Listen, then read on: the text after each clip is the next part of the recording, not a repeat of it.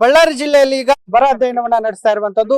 ಬರ ಉಸ್ತುವಾರಿಯನ್ನಾಗಿ ಈಗಾಗಲೇ ಸರ್ಕಾರ ಕೂಡ ನೇಮಕ ಮಾಡಿತ್ತು. ಈಗ ಬರವನ್ನ ವೀಕ್ಷಣೆ ಮಾಡಿದಂತ ನಾಗೇಂದ್ರ ಅವರು ನಮ್ಮ ಜೊತೆಗೆ ಇದ್ದಾರೆ. ಅವ್ರನ್ನು ಕೂಡ ಈಗ ಮಾತಾಡ್ಸೋ ಹೋಗ್ತೀನಿ. ಸರ್, ಈಗ ನೀವು ಕೂಡ ಹೊಲಗಳಿಗೆ ಭೇಟಿ ನೀಡಿದ್ರಿ, ನೈಜ ಸ್ಥಿತಿ ಹೇಗಿದೆ ಸರ್ ಇಲ್ಲಿ?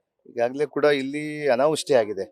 ಈಗ ನಾವು ಸರ್ಕಾರ ಇವತ್ತೇನು ಮೊದಲನೇ ಬಾರಿ ಕ್ಯಾಬಿನೆಟ್ಗೆ ಬಂದ್ಮೇಲೆ ಮಾನ್ಯ ಮುಖ್ಯಮಂತ್ರಿ ಡಿ ಕೆ ಶಿವಕುಮಾರ್ ಸಾಹೇಬರು ಈ ಭಾಗದಲ್ಲಿ ನಮ್ಮ ಬಳ್ಳಾರಿ ಜಿಲ್ಲೆಯಲ್ಲಿ ಎಷ್ಟೆಷ್ಟು ಅನಾವೃಷ್ಟಿ ಆಗಿದೆ ಅಂತೇಳಿ ಈಗಾಗಲೇ ಅಧ್ಯಯನ ಮಾಡ್ಲಿಕ್ಕೆ ಕಳಿಸಿದ್ದಾರೆ. ಇವತ್ತು ನಾನು ಪ್ರಥಮವಾಗಿ ಜಿಲ್ಲೆಗೆ ಬಂದಾಗನೇ ಫಸ್ಟ್ ಕೆಲಸನೇ ನನ್ನ ಬರ ಅಧ್ಯಯನಕ್ಕೆ ಬಂದಿದ್ದೀನಿ.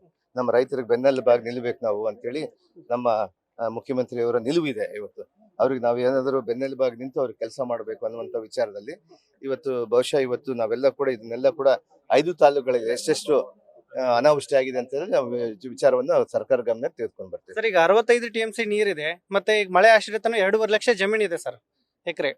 ಈಗ ಒಂದ್ ಕಡೆ ರೈತರು ಎಲ್ಲ ಬೆಳೆಗಳು ಒಣಗ್ತಾ ಇದಾವೆ. ಈ ಹಂತದಲ್ಲಿ ಸರ್ ನೀರು ಕೂಡ ಬಿಡ್ತಾ ಇಲ್ಲ ಕಾಲುವೆಗಳಿಗೆ.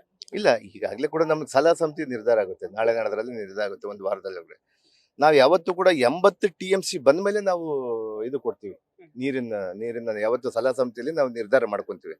80 TMC ಬಂದ್ಮೇಲೆ ಅಲ್ಲಿ ಎಷ್ಟು ಪ್ರಮಾಣದಲ್ಲಿ ನಾವು ನೀರು ಕೊಡಬೇಕು, HLCಗೆ ಎಷ್ಟು ಕೊಡಬೇಕು, ಬೇರೆ ಬೇರೆ ಕಡೆಗೆ ರೈಟ್ ಬ್ಯಾಂಕ್ಗೆ ಎಷ್ಟು ಕೊಡಬೇಕು, ಬಲದಂಡೆಗೆ ಎಡದಂಡೆಗೆ ಇಂಥವೆಲ್ಲ ಇದೆಲ್ಲ ಇದಾವೆ. ಅದಕ್ಕೆಲ್ಲ ಅದನ್ನ ಸಲಹಾ ಸಮಿತಿಯಲ್ಲಿ ಮಾಡ್ಕೊಂಡು ಬಹುಬೇಗನೆ ಕೊಡ್ತೀವಿ. ನಾವು ಡ್ಯಾಮ್ ತುಂಬುವಂತ ಸೂಚನೆ ಕೂಡ ನಮ್ಗೆ ಕಾಣ್ತಾ ಇದೆ.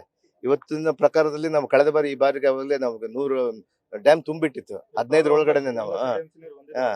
ಈಗ ಆ ರೀತಿಯಾಗಿ ಒಂದೊಂದು ದಿನಕ್ಕೆ 5 TMC ನಮ್ಗೆ ನೀರು ಬರ್ತಾ ಇದೆ. ಕಳೆದ ಇನ್ನೊಂದು 10 ದಿನಗಳಲ್ಲಿ ನಮ್ಗೆ ಆಗ್ಬೋದು. ಸರ್, ಈಗ ಸಾಕಷ್ಟು ಒಂದ್ ಕಡೆ ಸಚಿವ ಸ್ಥಾನಕ್ಕೆ ಜಿಲ್ಲೆಯಲ್ಲಿ ಪೈಪೋಟಿ ಇತ್ತು. ಈ ನಿಟ್ಟಿನೊಳಗಡೆ ತಮಗೂ ಕೂಡ ಸಿಗುತ್ತೆ ಅನ್ನೋದು ನಿರೀಕ್ಷೆ ಇತ್ತು. ಕೆಲವೊಂದು ಶಾಸಕರು ನಿಮ್ಮ ಮೇಲೆ ಮುನಿಸ್ಕೊಂಡಿದ್ದಾರೆ ಅನ್ನುವಂತ. ಯಾರು ಮುನ್ಸ್ಕೊಂಡಿಲ್ಲ, ನಾವೆಲ್ಲರೂ ಕೂಡ ಜಿಲ್ಲೆ ಶಾಸಕರು ಒಟ್ಟಾಗಿದ್ದೀವಿ. ನಾವೆಲ್ಲ ಮುಂದೆ ನೋಡ್ತೀರಿ, ತಾವೆಲ್ಲರೂ ಕೂಡ ಮುಂದಿನ ದಿನಗಳಲ್ಲಿ ಬಹಳ ಅದ್ಭುತವಾಗಿ ನಾವೆಲ್ಲರೂ ಒಟ್ಟಾಗಿ ಇದೀವಿ ಅಂತೇಳಿ ತಾವೇ ನೋಡ್ತೀರಿ. ಸರ್, ಈಗ ಬಿಜೆಪಿ ನಾಯಕರು ಒಂದು ಆರೋಪ ಮಾಡ್ತಾ ಇದ್ದಾರೆ ಸರ್ ನಿಮ್ಮ ಮೇಲೆ.